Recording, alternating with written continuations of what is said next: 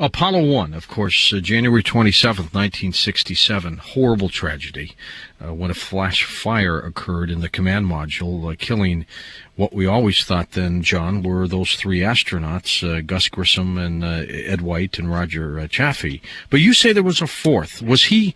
the capsule didn't have room for four. Whereabouts would he have been? Let me quote from the book Apollo, The Race to the Moon by Charles Murray and Catherine Blycock. Okay. It's an interview with Joe Shea. Joe was the head of ASPO, which was the Apollo Space Program Office. And Joe is lamenting about the fire and not being there and so on and so on. And page 223 says, for Joe Shea's the accident's ironies achieved a dimension of tragedy. Consider the paradox in Shea's narrow escape when only a technical hitch kept him from being in the spacecraft during the fire. So lucky for him, it first seems, that they couldn't hook up the headset in time. So morbid of him, it first seems, to wish occasionally that he had been in the spacecraft after all. And yet if Shea had been in the spacecraft, he would have been sitting in the bay, beneath the astronaut couches, down by the ECU, and the netting that probably first caught the fire. Now, I've got all kinds of books and drawings on Apollo, and there was not plenty of room, but they used to have a fourth guy down there that would, monitor and, check out things and, be, for various reasons during these practice countdown tests. So there certainly was room there. Do your sources tell you that there was a fourth person there? My source is deceased now. He was a true insider. And he didn't tell me much, but he did tell me a few things. And one of them was, he said there was a fourth guy in that fire. He said I was brought in immediately afterwards. He said I went up to level 8.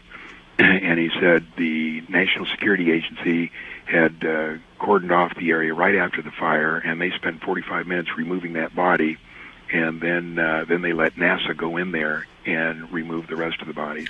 And so I thought, that's pretty interesting. So I started doing research, and just one little thing after the other points to, yep, by George, there certainly was one. Now, George, this happened in 1967. You figure there might have been 30, maybe 35 controllers in that room.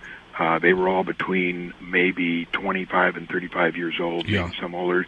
They're between 70 and 75 now. Some of them are still alive. So if they're listening to the program, I would appreciate it if you call in and say, you don't have to identify yourself, just say, yes, the story is true. I can't tell you any more than that, but there was a fourth guy.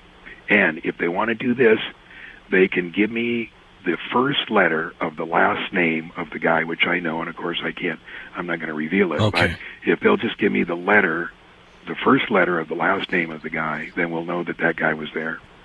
Okay. Now, if he was there and they're covering it up, again, why would they do that? Why don't they simply say, well, we had 3 astronauts because they would and a fourth? They would have had to explain who he was. And they would have had to explain who he was, what his background was, and he was part of the Secret Astronaut Corps, and that would have exposed the Secret Astronaut Corps. And they couldn't afford, under any circumstances, to expose the Secret Astronaut Corps. Tell us why. Why the Secret Astronaut Corps? Because, George, we have many things going on. As I've told you, we've been going back and forth to the moon since 1962. We've been going back and forth to Mars since 1966.